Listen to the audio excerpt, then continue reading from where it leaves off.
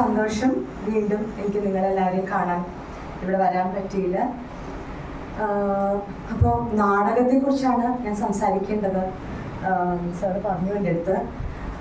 അപ്പോൾ എല്ലാവരും സാറ് പറഞ്ഞ പോലെ കലാനിലയം നാടകം എല്ലാവരുടെയും ഉള്ളിൽ ഒരു ഇമ്പാക്റ്റ് ക്രിയേറ്റ് ചെയ്തിട്ടുള്ള ഒരു നാടകമാണ്. അല്ലെങ്കിൽ എല്ലാവരും കാണണമെന്നുണ്ട്. കേരളത്തിൽ ഒരുപാട് പേര് എല്ലാവരും കണ്ടിട്ടുള്ള നാടകമാണ് കലാനിലയം. അപ്പോൾ സാറ് പറഞ്ഞ പോലെ ആ നാടകം ഞാൻ അതിന് ചുക്കാൻ പിടിക്കുന്നൊരു വ്യക്തിയാണെന്ന് പറയുമ്പോൾ ഞാൻ എപ്പോഴും പറയും, എനിക്ക് പേടിയാണ്. അത് ചിന്തിക്കാൻ തന്നെ എനിക്ക് പേടിയാണ്. കാരണം കലാനിലയം ഒരു എന്താ പറയുക, നിസ്സാര സംഭവമല്ല. അത് നടത്തി പോവുക എന്ന് പറയുന്നത് വളരെ ശ്രമകരമായിട്ടുള്ളൊരു കാര്യമാണത്. 250 ആർട്ടിസ്റ്റുകൾ, അതും ഇന്നത്തെ ഒരു സാഹചര്യത്തിൽ ലാൻഡ് അക്വയർ ചെയ്യുക, അതിൻ്റെ ആളുകൾ കാണാൻ വരിക, പിന്നെ മഴ ഉണ്ടാവാം, എന്ത് വേണമെങ്കിലും ഉണ്ടാവാം, എന്തെങ്കിലും സമരം വരാം, ഇത്രയും ആർട്ടിസ്റ്റുകളെ മെയിൻറ്റെയിൻ ചെയ്യണം, ഈ എയർ കണ്ടീഷൻഡ് ഓഡിറ്റോറിയം മെയിൻറ്റെയിൻ ചെയ്യണം, ടാക്സ്, അങ്ങനെ എല്ലാ ആസ്പെക്ട്സും നോക്കുമ്പോൾ എന്നാൽ കേരളത്തിൽ നമുക്കൊരു റീസണബിൾ ആയിട്ടുള്ളൊരു ടിക്കറ്റ് പ്രൈസേ വെക്കാനും പറ്റുള്ളൂ. ആ ഒരു ടിക്കറ്റ് പ്രൈസിൽ നിന്ന് ഇതെല്ലാം ജനറേറ്റ് ചെയ്യണം. അതൊരു എന്താ പറയുക, എനിക്കറിയില്ല അതെങ്ങനെയാണ് അത് ഇപ്പോഴും നടക്കുന്നതെന്ന്.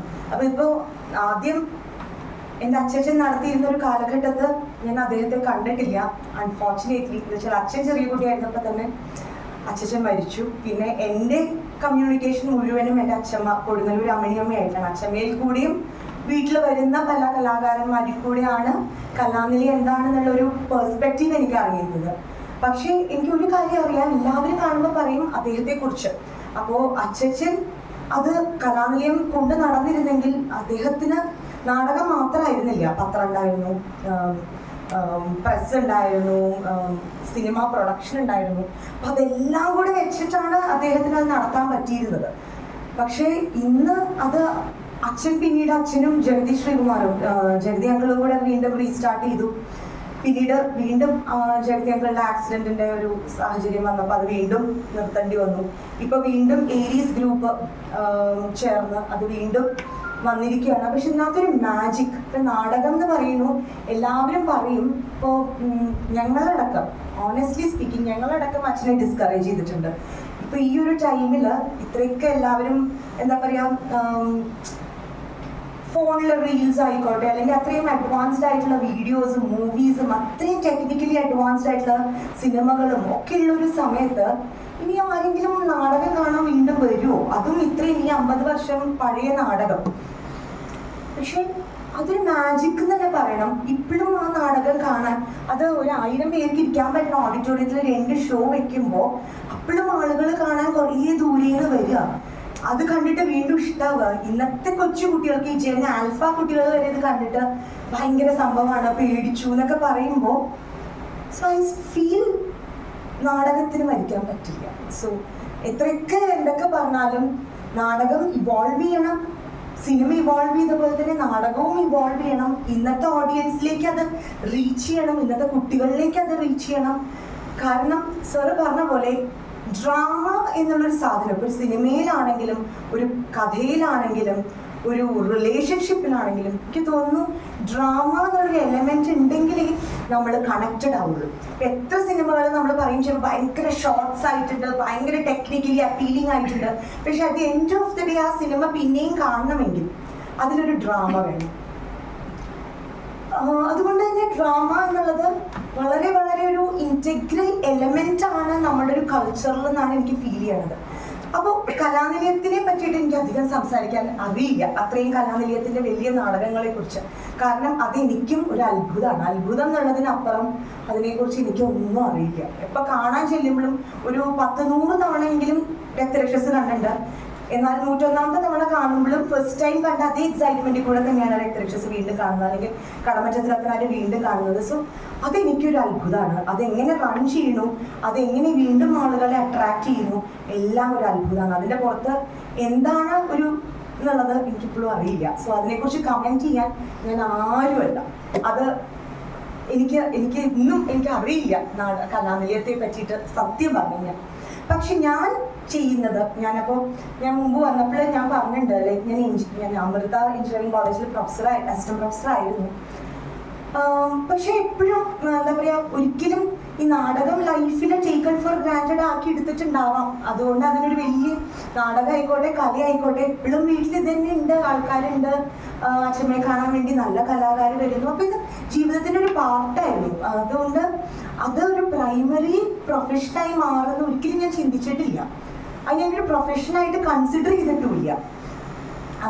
പക്ഷെ ഏതോ ഒരു പോയിന്റിൽ, ചിലപ്പോൾ ഇത് ഉള്ളിൽ ഉണ്ടാവാം, ഏതോ ഒരു പോയിന്റിൽ എനിക്ക് എഞ്ചിനീയറിംഗ് പഠിപ്പിച്ചാൽ മാത്രം പോരാ, ഐ എം നോട്ട് ഫീലിംഗ് കണ്ടെന്റഡ് എന്നുള്ളൊരു ഫീലിംഗ്, എന്തോ മിസ് ചെയ്യണോ എന്നുള്ളൊരു ഫീലിംഗ് വന്നൊരു ടൈമിലാണ് ഞാൻ ജോബ് റിസൈൻ ചെയ്തിട്ട്, I need to study art, I need to study dance, I need to understand theatre എന്നുള്ളത് വന്നത്. അതുകൊണ്ട് കഴിഞ്ഞ കുറച്ച് വർഷങ്ങളായിട്ട് ഞാൻ ശരിക്കും പഠിക്കുകയാണ്. നല്ല ആൾക്കാരുടെ അടുത്തുനിന്ന് ഞാൻ നാടകം ആയിക്കോട്ടെ, കലയായിക്കോട്ടെ, നൃത്തം ആയിക്കോട്ടെ, അത് എന്താണെന്നുള്ളത് with all curiosity, with all open mindedness ഞാനിപ്പോൾ പഠിച്ചുകൊണ്ടിരിക്കുകയാണ്. And I feel so good ആ ഒരു പ്രോസസ്സിൽ.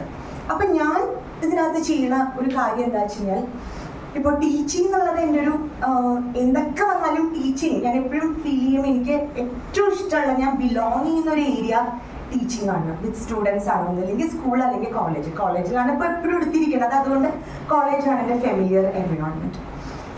അപ്പോൾ തിയേറ്റർ എന്നുള്ളത് ഞാൻ മനസ്സിലാക്കുമ്പോഴും, അല്ലെങ്കിൽ നാട്യശാസ്ത്രം എന്നുള്ളൊരു സ്ക്രിപ്റ്റ് കൂടുതൽ പഠിക്കുമ്പോഴും, അല്ലെങ്കിൽ ഡാൻസ് കൂടുതൽ പഠിക്കുമ്പോഴും, എൻ്റെ ഗുരുക്കന്മാരുടെ അടുത്തുനിന്ന് കൂടുതൽ ഞാൻ ടൈം സ്പെൻഡ് ചെയ്യുമ്പോഴും എനിക്ക് മനസ്സിലായ ഒരു കാര്യം എന്ന് പറഞ്ഞാൽ, തിയേറ്റർ ഒരു എൻ്റർടൈൻമെൻറ്റിന് മാത്രമല്ല, theatre must be taken four academic purpose also, അല്ലെങ്കിൽ ഒരു ക്യാരക്ടർ ഫോർമേഷനിലേക്കും തിയേറ്റർ വളരെ ഇമ്പോർട്ടൻ്റ് ആണെന്നുള്ളൊരു ചിന്തയാണ് എനിക്ക് വന്നത്.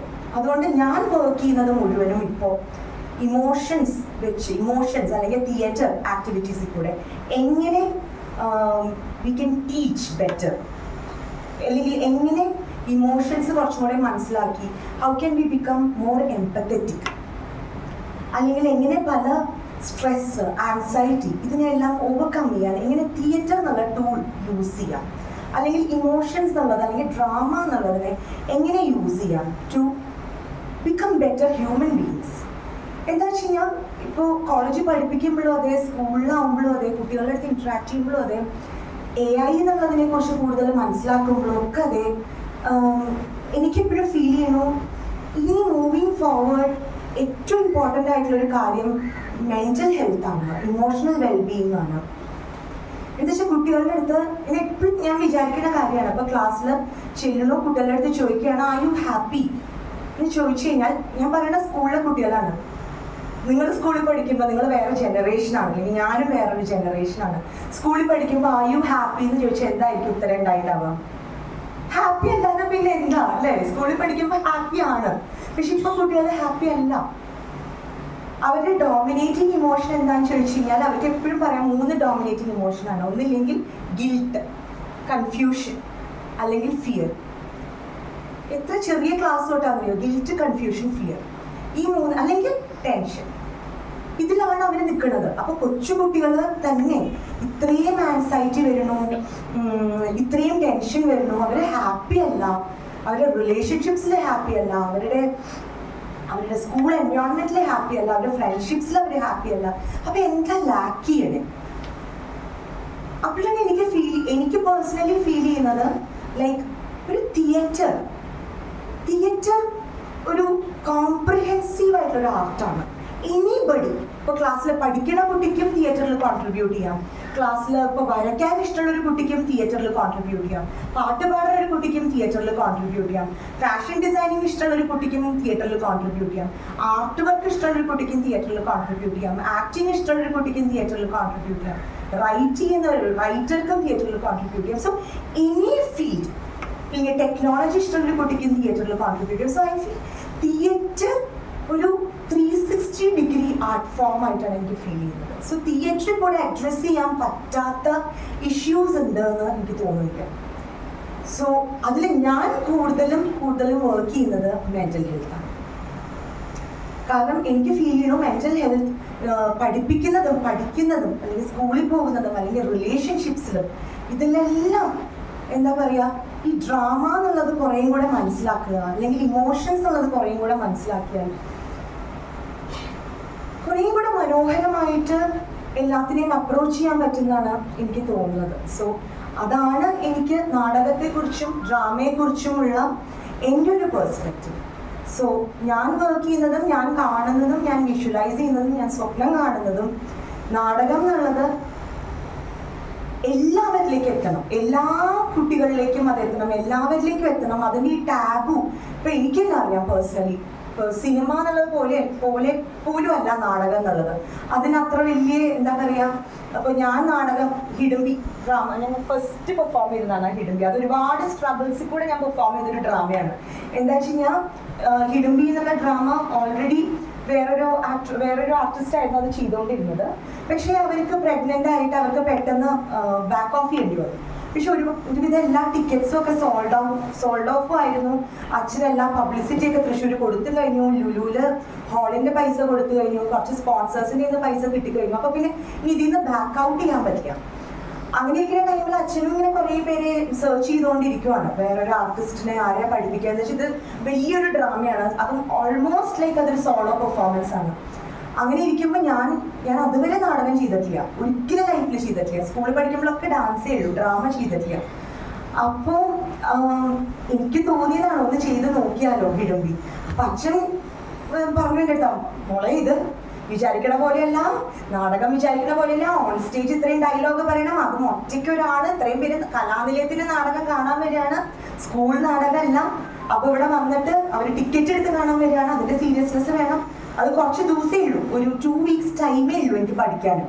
അപ്പൊ ആ സ്ക്രിപ്റ്റ് മുഴുവൻ പഠിക്കണം, അതെനിക്ക് റിഹേഴ്സൽ ചെയ്യാനുള്ള ടൈം ഇല്ല. എന്ന് വെച്ചാൽ കോളേജിൽ യൂണിവേഴ്സിറ്റി എക്സാംസ് നടന്നുകൊണ്ടിരിക്കുക, അങ്ങനെ എന്തോ ഒരു സമയമായിരുന്നു. അപ്പൊ ലീവ് എടുക്കാനും പറ്റില്ല.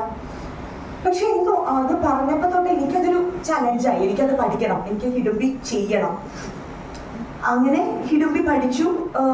അപ്പൊ ഞാൻ എൻ്റെ ഹസ്ബൻഡും ഉണ്ട്. അപ്പൊ ഞങ്ങള് അമൃതയുടെ കോയമ്പത്തൂരിലെ ക്യാമ്പസ് ഭയങ്കര ബ്യൂട്ടിഫുൾ ക്യാമ്പസ് ആണ്. അപ്പൊ അവിടെ മലയൊക്കെയാണ്, വെസ്റ്റേൺ ഗാർഡ്സിന്റെ സൈഡിലാണ്. അപ്പൊ ആ കാട്ടില് മലയുടെ അവിടെ പോയി നിന്നിട്ട് ഞാനിത് ഡയലോഗ്സ് പറയും, എൻ്റെ ഹസ്ബൻഡ് അത് വീഡിയോ എടുക്കും, എൻ്റെ അച്ഛനും ഇതിന്റെ ഡയറക്ടർ ഗിരീഷ് ചേട്ടനും ഇവർക്ക് വീഡിയോ അയച്ചു കൊടുക്കും. അച്ഛൻ ഓരോ തവണ കാണുമ്പോൾ അച്ഛൻ പറയും എനിക്കറിയില്ല. അച്ഛന് ടെൻഷനായിട്ട് വയ്യ, ഞാൻ ചെയ്യോ. ടിക്കറ്റ്സ് ഒക്കെ പോകുന്നു, ആളുകൾ വാങ്ങിക്കുന്നു, എന്താണെന്ന് അറിയില്ല. ഞാൻ മാത്രം ഇങ്ങനെ ഈ ഒരു ചലഞ്ച് ഏറ്റെടുക്കണം. പക്ഷെ എന്നാൽ പോലും ഞാൻ ആലോചിക്കുക, വീട്ടില് നാടകം ഞാൻ ചെയ്യുകയാണ്, നാടകത്തിൽ ഞാൻ അഭിനയിക്കുകയാണ് പറയുമ്പോൾ എല്ലാവരും ആദ്യം എതിർക്കുക ചെയ്തു. ഒരാളും ആദ്യം എക്സെപ്റ്റ് മൈ ഹസ്ബൻഡ് എല്ലാവർക്കും അയ്യോ നാടകം വേണോ, അത് നല്ല ജോലിയൊക്കെ ഇല്ലേ മോളെ, എന്തിനാ നാടകം, അതൊക്കെ എന്തിനാണ് അഭിനയിക്കാനൊക്കെ പോണം നാടകത്തില്. അപ്പൊ ഞാൻ അത്ഭുതപ്പെടുന്നു. അതായത് നാടകം ഉള്ളൊരു ഫാമിലിയാണ് നമ്മുടെ. അച്ഛമ്മ അങ്ങനെ നാടകത്തിലൊരു ആയിരുന്നു. നമുക്കുള്ള സുഹൃത്തുക്കളും ഈ ബന്ധങ്ങളും ഒക്കെ നാടകത്തിനെ ബേസ് ചെയ്തിട്ടാണ്. എന്നിട്ട് പോലും നാടകം ചെയ്യാന്ന് പറയുമ്പോ എന്താ ഇത്ര ഒരു പ്രശ്നം? പക്ഷെ പിന്നെ എൻ്റെ വീട്ടില് ഓക്കെ ആയിരുന്നു. പക്ഷെ എനിക്കത് എന്താ പറയാ, അത് പറയുമ്പോൾ എല്ലാവർക്കും ആദ്യം ഉണ്ടായ ഫീലിംഗ് ഷോക്കാണ്. ഇത് നാടകമൊക്കെ ചെയ്യണം, എവിടെ പറയുള്ളൂ, കോളേജിൽ ജോലിയൊക്കെ ഉള്ളതല്ലേ, എന്തിനാ നാടകം ചെയ്യും. അപ്പൊ ഞാൻ ചിന്തിക്കുക, നാടകം എന്നുള്ളത് മാറണം, ആ ഒരു കോൺസെപ്റ്റ് മാറണം. നാടകത്തിന് അർഹിക്കുന്ന അതിൻ്റെതായ ഒരു പൊസിഷൻ അതിന് കിട്ടണം. എന്താ വെച്ചാൽ അത്രയും കോംപ്രിഹെൻസീവായിട്ട് ഉള്ള ഒരു കലാരൂപം വേറെ ഉണ്ട് എന്ന് എനിക്ക് തോന്നുന്നില്ല. സോ അതാണ് എൻ്റെ കറൻ്റ്ലി ഞാൻ ഫോക്കസ് ചെയ്യുന്ന എൻ്റെ ഒരു വർക്ക്. നാടകത്തിനെ കുറേയും കൂടെ ആളുകളിലേക്ക് എത്തിക്കുക, കുട്ടികളിലേക്ക് എത്തിക്കുക, അതിൻ്റെ കുറേയും കൂടെ അക്കാഡമിക്കലി അതിനെ അഡ്രസ്സ് ചെയ്യുക, അപ്രോച്ച് ചെയ്യുക, അതിനുള്ള മോഡ്യൂൾസ് ഉണ്ടാക്കുക. അത് ടെക്നിക്കൽ ഇൻസ്റ്റിറ്റ്യൂട്ട്സിൽ IITs IITs ഒക്കെ പോലെയുള്ള ടെക്നിക്കൽ ഇൻസ്റ്റിറ്റ്യൂട്ട്സിലും നാടകത്തിനുള്ള ഒരു പ്ലേസ് കൊണ്ടുവരിക, അതിനൊരു കോഴ്സായിട്ട്. അതായത് ഡ്രാമ സ്കൂളിലത്തെ കുട്ടികൾക്ക് മാത്രമല്ല, ഫോർ എവ്രി വൺ നാടകം ഇമ്പോർട്ടൻ്റ് ആണ്. എന്ന് വെച്ചാൽ ഞാൻ എത്ര സ്കൂൾസിലും കോളേജസിലും ഒക്കെ പോകുമ്പോഴും ഒരു വർക്ക്ഷോപ്പ് എടുക്കുകയാണ്, ഒരു തിയേറ്റർ വർക്ക്ഷോപ്പ് എടുക്കുകയാണ് എന്നുണ്ടെങ്കിൽ കുറച്ച് നേരം കഴിഞ്ഞ് കഴിഞ്ഞാൽ ആ ഒരു ഐസ് ബ്രേക്ക് ചെയ്ത് കഴിഞ്ഞാൽ കുട്ടികളെല്ലാവരും ഓപ്പൺ അപ്പ് ചെയ്യും ഭയങ്കരമായിട്ട്. ഇപ്പോൾ ടീച്ചേഴ്സിൻ്റെ അടുത്തൊരു ക്ലാസ് എടുക്കുകയാണെങ്കിലും ആർട്ട് ആർട്ട് ഇൻറ്റഗ്രേഷൻ എന്നുള്ളൊരു സെഷനൊക്കെ എടുക്കുവാണെങ്കിൽ, അല്ലെങ്കിൽ അണ്ടർസ്റ്റാൻഡിങ് ഇമോഷൻസ് ത്രൂ തിയേറ്റർ, ഒരു പോയിന്റ് കഴിയുമ്പോൾ ടീച്ചർമാരും അതെ വളരെയധികം കണക്ട് ചെയ്യും. എല്ലാവരും ഓപ്പൺ അപ്പ് ആവും ഈ ആർട്ട് എന്നുള്ളതിൻ്റെ അല്ലെങ്കിൽ തിയേറ്റർ ആക്ടിവിറ്റീസ് ചെയ്യുമ്പോൾ. പിന്നെ അവിടെ ഇൻഹിബിഷൻസ് ഇല്ല, പിന്നെ അവിടെ റൈറ്റ് റോങ്സ് എന്നുള്ള ചിന്തകളില്ല, ജഡ്ജ്മെന്റ്സ് ഇല്ല. വളരെ ഒരു ഫ്രീ എൻവയോൺമെന്റ് ആണ് ആർട്ട് അല്ലെങ്കിൽ തിയേറ്റർ എന്നുള്ളതിനെ കുറിച്ച് ഡിസ്കസ് ചെയ്യുമ്പോഴും തിയേറ്റർ എന്നുള്ള ആക്ടിവിറ്റീസിലേക്ക് കടക്കുമ്പോഴും. അപ്പോൾ എല്ലാവരും അവരുടെ വൾണറബിലിറ്റീസ് ആക്സെപ്റ്റ് ചെയ്യാൻ റെഡിയാണ്, മറ്റൊരാളുടെ പെർസ്പെക്റ്റീവിൽ നിന്ന് ചിന്തിക്കാൻ റെഡിയാണ്, കുറേ കൂടി എംപത്തറ്റിക് ആവാൻ റെഡിയാണ്. പല ക്യാരക്ടേഴ്സ്, പല സാഹചര്യങ്ങൾ, പല സന്ദർഭങ്ങൾ, പല പല പെർസ്പെക്റ്റീവ്സിൽ നിന്ന് നോക്കാൻ കുട്ടികൾക്ക് പറ്റുന്നുണ്ട്. ആൻഡ് എല്ലാ തവണയും എനിക്ക് തിയേറ്റർ ക്ലാസ് എടുത്തു കഴിയുമ്പോൾ, തിയേറ്റർ വർക്ക്ഷോപ്സ് എടുത്തു കഴിയുമ്പോൾ എപ്പോഴും ക്ലാസ് എൻഡ് ചെയ്യുക ഒരുപാട് കണക്ട് ചെയ്തുകൊണ്ടാണ്. ഒരുപാട് എന്താ പറയുക, ചിലവർ ചിലപ്പോൾ വല്ലാതെ കരഞ്ഞു എന്ന് വരും. അവരുടെ പല കാര്യങ്ങൾ അവർ എന്താ പറയുക, ഒരു തേർഡ് പേഴ്സൺ, ഒരു ക്യാരക്ടറായിട്ട് അവർ ചിലപ്പോൾ അവരുടെ ലൈഫിനെ കണ്ടുവന്ന് വരും. ഒരുപാട് റിഫ്ലക്ഷൻസ് ഒരു വ്യക്തിക്ക് തന്നെ കിട്ടുന്നതാണ് ഈ തിയേറ്റർ വർക്ക്ഷോപ്പുകൾ അല്ലെങ്കിൽ തിയേറ്റർ ക്ലാസ്സുകൾ. അതുകൊണ്ട് ഞാൻ വിശ്വസിക്കുന്നു നാടകം അല്ലെങ്കിൽ തിയേറ്റർ എന്നുള്ളത് കരിക്കുലത്തിൽ കൊണ്ടുവരണം. അതിന് വേണ്ട ഇമ്പോർട്ടൻസ് നമ്മുടെ സമൂഹത്തിൽ വേണം. അത് എനിക്ക് തോന്നുന്നു അത് മൂവിങ് ഫോർവേഡ് അത് ഉണ്ടാകും. ഇന്ന് എല്ലാ എഡ്യൂക്കേഷൻ NEP എന്നുള്ള ഫ്രെയിംവർക്കിലൊക്കെ നാടകത്തിന് വളരെയധികം ഇമ്പോർട്ടൻസ് കൊടുക്കുന്നുണ്ട്. സോ നാടകം വരട്ടെ. പിന്നെ എന്താ പറയുക, ഇപ്പോൾ ഇന്ത്യയിലാണെങ്കിലും നാട്യശാസ്ത്രം എന്നുള്ളൊരു ടെക്സ്റ്റ്, അതിലും എന്താ പറയുന്നത്, അതാണ് ഏറ്റവും ഏൻഷ്യൻ ടെക്സ്റ്റ് ഓൺ ഡ്രാമറ്റർജി എന്ന് പറയുന്നു ഇന്ത്യയിലെ. അപ്പോൾ ഇന്ത്യയിൽ തന്നെ ചിലപ്പോൾ ലോകത്തിലെ തന്നെ ആയിരിക്കാം. അതിലും പറയുന്നത് ഒറിജിൻ ഓഫ് നാട്യം എന്നുള്ള വേർഡ് മീൻ ചെയ്യുന്നത് ഡ്രാമ എന്നാണ്. It's not just dance. നമ്മളുടെ ഡാൻസ് ഫോംസിൻ്റെ ഒരു പ്രത്യേകതയും അത് തന്നെയാണ്. എന്താ പറയുക, വെസ്റ്റേൺ ക്ലാസിക്കൽ ഡാൻസ് ഫോംസിനെ വെച്ച് നോക്കുമ്പോൾ ഇന്ത്യൻ ക്ലാസിക്കൽ ആയിക്കോട്ടെ, ഫോക്ക് ആയിക്കോട്ടെ, ട്രൈബൽ ആയിക്കോട്ടെ, എല്ലാ ഡാൻസ് ട്രഡീഷൻസിലും ഒരു സ്റ്റോറി ടെല്ലിംഗ് ഉണ്ട്. നമ്മൾ ജസ്റ്റ് എസ്തെറ്റിക് ബോഡി മൂവ്മെന്റ്സ് മാത്രമല്ല, നമ്മളുടെ ഡാൻസ് ആണെങ്കിലും ഇപ്പം നമ്മളുടെ കഥകളി ആണെങ്കിലും കൂടിയാട്ടാണെങ്കിലും ഒക്കെ തിയേറ്ററാണ്. എല്ലാത്തിലും ഇപ്പോൾ ഭരതനാട്യം ആണെങ്കിലും മോഹിനിയാട്ടം ആണെങ്കിലും എല്ലാത്തിലും we try to communicate a story അല്ലെങ്കിൽ ഒരു ഇമോഷൻ. അപ്പം അതെല്ലാം കംസ് അണ്ടർ ഈ ഒരു ബിഗ് ട്രീ അല്ലെങ്കിൽ ബിഗ് സ്കൈ അല്ലെങ്കിൽ ബിഗ് അംബ്രല്ല കോൾഡ് നാട്യം അല്ലെങ്കിൽ ഡ്രാമ. അതുകൊണ്ടായിരിക്കാം നമ്മൾ ഇന്ത്യൻസിനും പൊതുവെ ഒരു നാടകം കൂടുതൽ നമ്മുടെ പ്രവർത്തികളിലായിക്കോട്ടെ, നമ്മുടെ വർത്തമാനത്തിലായിക്കോട്ടെ, നമ്മുടെ റിലേഷൻഷിപ്സിലായിക്കോട്ടെ. സോ നാടകം എനിക്ക് തോന്നുന്നു അത് എന്തായാലും നമ്മുടെ ജീവിതത്തിൻ്റെ ഒരു ഇൻറ്റഗ്രൽ പാർട്ടാണ്. അത് നമ്മൾ കുറച്ചും കൂടെ അവെയർ ആവണം, നമ്മുടെ കുട്ടികൾ കുറച്ചും കൂടെ അവെയർ ആവണം. കാരണം നാടകത്തിനും മാറാൻ പറ്റില്ല. നാടകം ഇസ് ദേർ. നമ്മൾ അറിഞ്ഞില്ലെങ്കിലും നമ്മുടെ ജീവിതത്തിൽ നാടകമുണ്ട്. സോ അതാണ് എന്നെ സംബന്ധിച്ച് ഡ്രാമ എന്നുള്ളത്. Drama is a medium to connect. Drama is a medium to connect with nature, with people, with oneself.